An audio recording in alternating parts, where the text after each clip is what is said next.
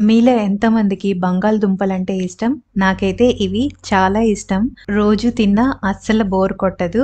And ఈ వీడియోలో బంగాళదుంపలతో చేసుకునే సింపుల్ కర్రీ రెసిపీని చూపిస్తున్నాను. దీన్ని అన్నంతో గానీ, చపాతీతో గానీ సర్వ్ చేసుకోవచ్చు. చాలా బావుంటుంది.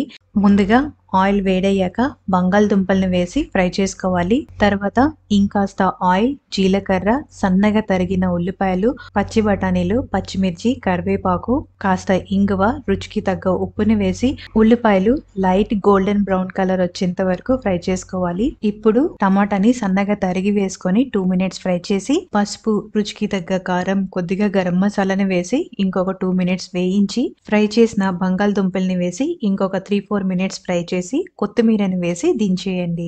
కొన్ని కూరగాయలతో చేసే వంటలు సింపుల్ గా చేస్తేనే చాలా అంటే చాలా బాగుంటాయి అండ్ వాటి అసలైన రుచిని ఎంజాయ్ చేస్తాం. అలాంటిదే ఈ బీన్స్ కూర. సింపుల్ గా చేసుకున్న మస్తు టేస్టీగా ఉంటుంది. చపాతీ లేదా అన్నంతో తినచ్చు.